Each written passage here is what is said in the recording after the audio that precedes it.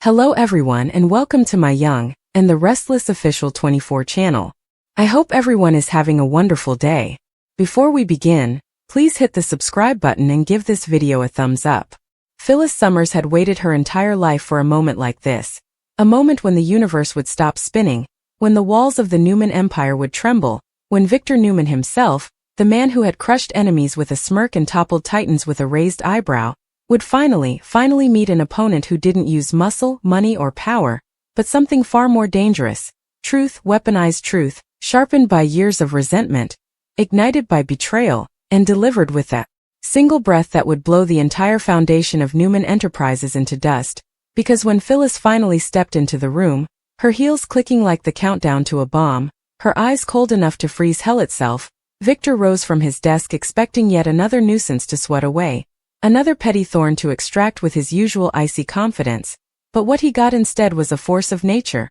a storm wrapped in red hair and fury, and the instant she opened her mouth and delivered her 5 words. How could you do this? The color drained from Victor Newman's face for the first time in decades, because he instantly knew which secret she had uncovered, which scheme she had pieced together, which carefully buried truth had clawed its way back to the surface, and before he could bark out one of his trademark commands, before he could tell her to get out of his office, before he could warn her not to cross him, Phyllis slammed a folder onto his desk so violently that even Victor flinched, the papers exploding. Like shrapnel, each document a confession of his worst crime in years, the one he thought no one would ever discover, the off-books deals, the falsified records, the covert bribes, the manipulated shell companies, the secret transactions that tied Newman Enterprises to a scandal so catastrophic that if it ever reached the public, it wouldn't just damage Victor, it would annihilate his entire empire. And as Victor's breath sharpened, as he realized Phyllis had connected every dot he had scattered across the globe, she leaned in so close he could feel the heat of her rage and whispered that she didn't just know what he did. She knew why he did it, and that was what made it unforgivable, because Victor Newman hadn't committed this crime to protect his family, or his legacy, or the Newman name. No, he had done it for one reason. To destroy someone who had never actually betrayed him, someone who had trusted him, someone whose downfall now rested on his conscience alone. And Phyllis, in a voice so steady it was terrifying, told him that the entire world was about to learn the truth he had spent millions to conceal, because she had already sent copies of every document to the SE, the IRS, the press, and worst of all, to every member of his own family. And as Victor slammed his hands on the desk and roared that she had no right, that she had no idea what she was unleashing, that she was making a mistake she would regret for the rest of her life, Phyllis didn't blink, she didn't tremble, she didn't back down, because for once she was the one in control, she was the one with the leverage, she was the one holding the detonator to the Newman dynasty, and she was going to squeeze that trigger no matter how many times Victor ordered her not to, because someone had to stop him, someone had to expose him, someone had to show the world that Victor Newman wasn't a hero, wasn't a protector, wasn't the invincible patriarch he pretended to be, but a man willing to sacrifice anyone and anything to maintain an illusion of power that was already crumbling from within. And as Victor tried to regain his composure, tried to revert to the cold strategist who never lost his footing, Phyllis shoved a tablet in front of him, showing dozens of notifications sliding across the screen, each one a report confirming that the bomb had already detonated, the financial alerts signaling trading halts, the security logs showing Newman Enterprises stock plummeting, the press leaks going viral in real time, reporters demanding statements, regulators launching investigations, and worst of all, his children Victoria, Nick, Adam, Abby, each sending messages dripping with shock, betrayal, and disbelief, demanding answers he could no longer provide,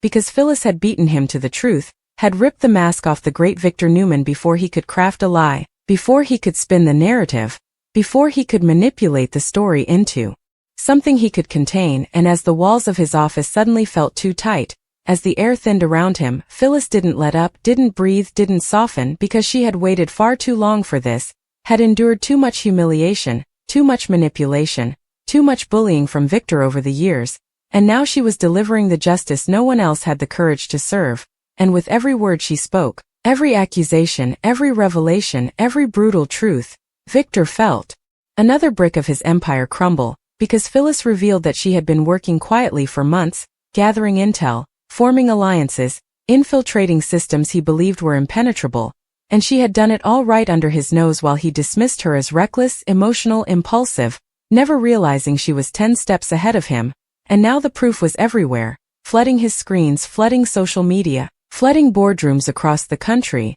as CEOs and investors bailed, as Newman Enterprises descended into chaos with executives resigning, security locking down data centers, board members calling emergency meetings, and the media dubbing the scandal Newman Gate. While Victor, shaking with fury, demanded to know who helped her, who dared conspire against him, who else had been foolish enough to join Phyllis in this crusade. But Phyllis only smiled, that wicked, dangerous, triumphant smile, and told him she didn't need an army to take him down. She only needed the truth he buried, the truth she had now resurrected, and as Victor lunged toward her, she stepped back just enough to make him stop, not because he feared her, but because he feared what she represented, the one variable he could never predict or control. And in that moment, the realization hit him harder than any punch ever could. Phyllis Summers had just defeated Victor Newman, and she had done it without firing a shot, without breaking a law, without touching a weapon, because the weapon was him, his decisions, his crimes, his arrogance.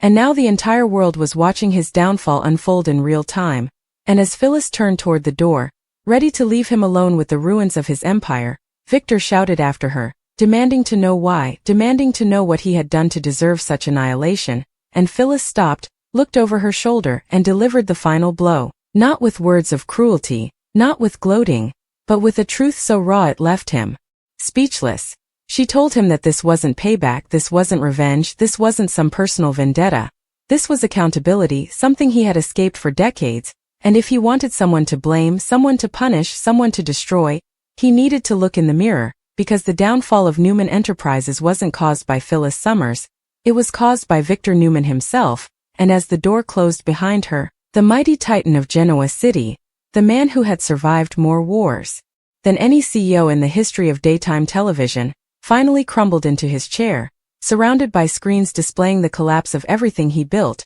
knowing that nothing he did next, no bribes, no threats, no silver-tongued speeches, could undo what had already been unleashed, because for the first time Victor Newman had lost not to a rival corporate shark, not to an enemy from his past, but to a woman he had underestimated one time too many. And as the scandal spread across Genoa City, as his children turned on him, as the board demanded his resignation, as Newman Enterprises faced fines, lawsuits, and criminal investigations, one truth echoed louder than the rest. Phyllis Summers had spoken 5 words that shattered an empire. How could you do this? And by the time the dust settled, by the time the headlines stopped screaming, by the time Victor finally gathered the strength to face the world again, it was already too late, because Phyllis had rewritten the power structure of Genoa City forever, and nothing, not even Victor Newman's legendary will, could put his empire back together again.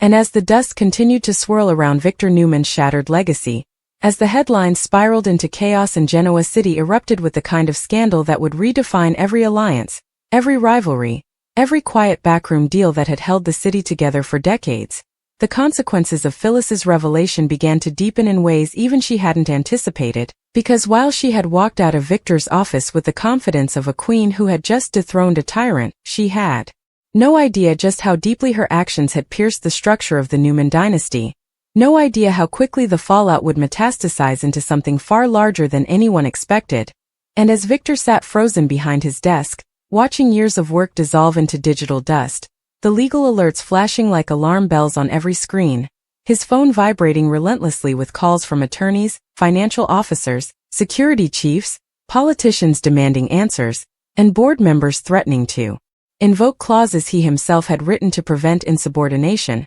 he realized that he wasn't just fighting a scandal. He was fighting a tidal wave designed to pull him under, a tidal wave that would not stop until everything connected to the name Newman was submerged. And even as his mind raced to form a counterattack, even as he summoned all the ruthless instincts that had made him a titan in business, he could feel the subtle shift inside himself, the creeping dread he hadn't felt in years. The awareness that this wasn't an attack he could simply crush with intimidation or outmaneuver with strategy, because Phyllis had taken the one thing he couldn't fight, the truth, and armed the world with it, and the world was now using it as their weapon. And as his phone finally buzzed with a name that made even Victor's hands tighten, Nikki. He answered with the brittle edge of a man who knew the worst blow hadn't yet landed, because his wife didn't ask how he was or whether the reports were exaggerated or what the plan was. Instead, her voice trembled with something sharper than fear, sharper than disappointment, disbelief, as she asked him one simple question. Is it true? And that question, those three devastating words, cut deeper than all of Phyllis's accusations combined, because Nicky had stood by him through affairs, lies, vendettas, betrayals, empires rising and falling, but this was the one line he had sworn never to cross again. The line where his decisions hurt the family he claimed to protect,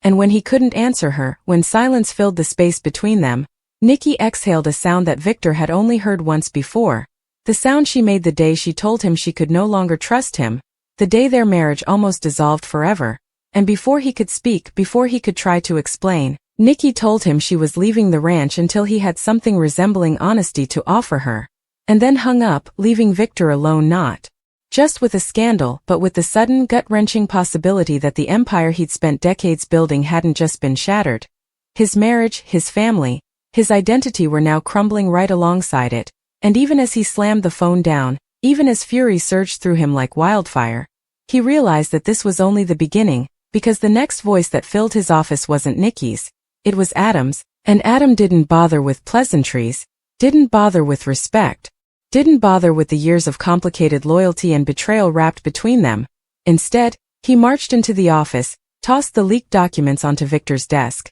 and demanded to know why his father had used one of Adam's projects as a smokescreen for the illegal deals that now placed Adam's own future in jeopardy.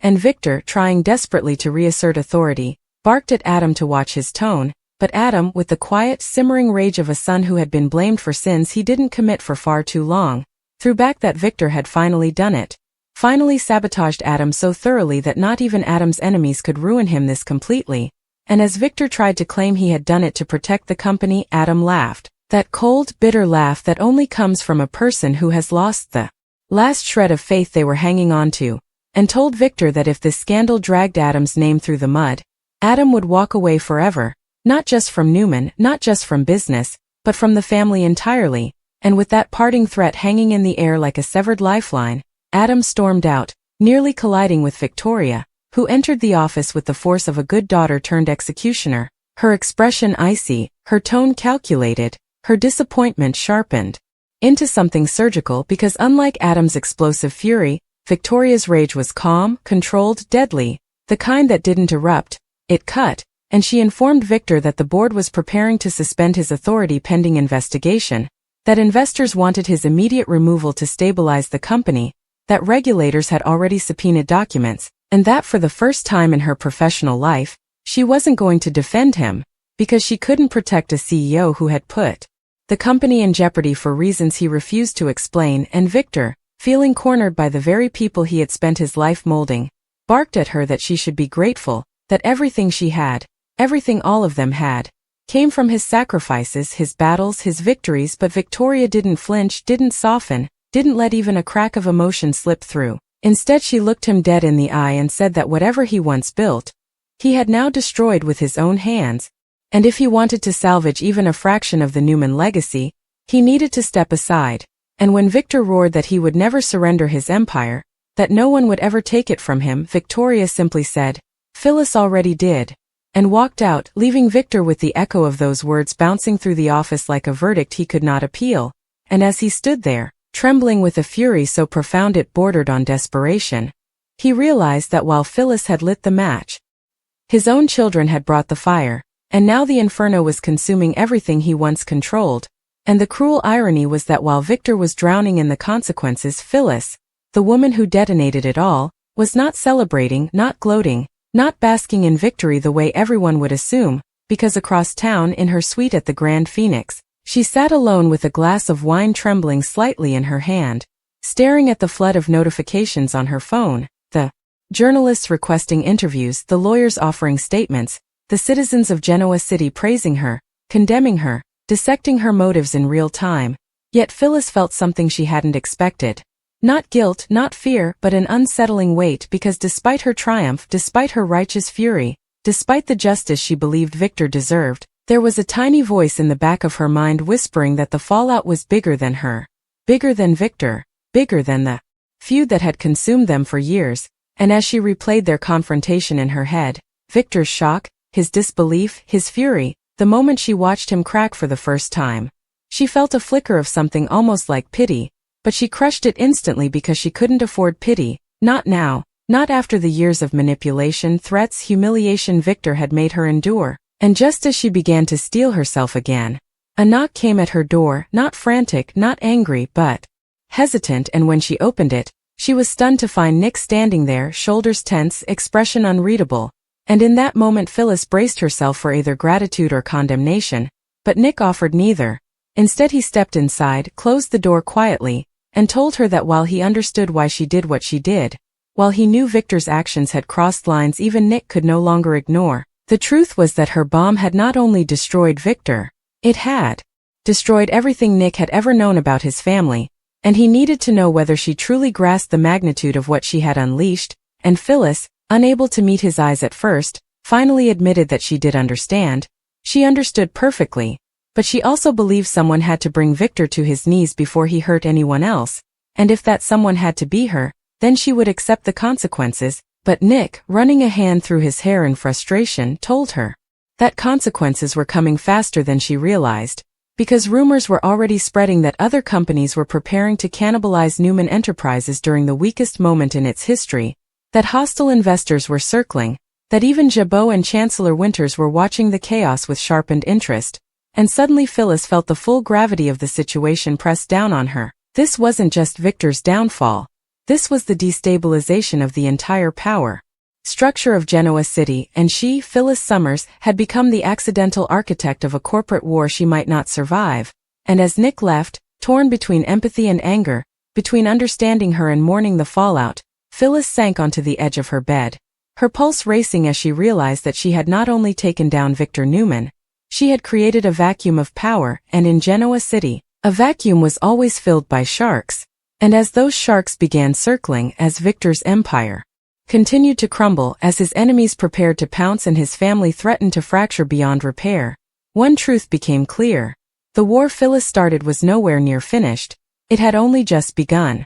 And as the dust of Victor Newman's shattered empire continued to settle, the echoes of Phyllis Summers' 5 devastating words, "How could you do this?" reverberated through every corner of Genoa City, leaving a trail of chaos, betrayal, and panic in their wake, because what had begun as a confrontation in a single office had now escalated into a full-blown crisis that no one, not even Victor himself, could control. And as Newman Enterprises teetered on the brink of collapse, with board members threatening lawsuits, regulators circling like vultures, and investors fleeing faster than the markets could react, Victor found himself isolated in ways he had never imagined, stripped of the loyalty, fear, and respect that had kept him untouchable for decades, while Phyllis, standing on the precipice of victory, realized that her actions had unleashed more than just revenge. She had ignited a power shift so profound that Genoa City itself would never look the same again.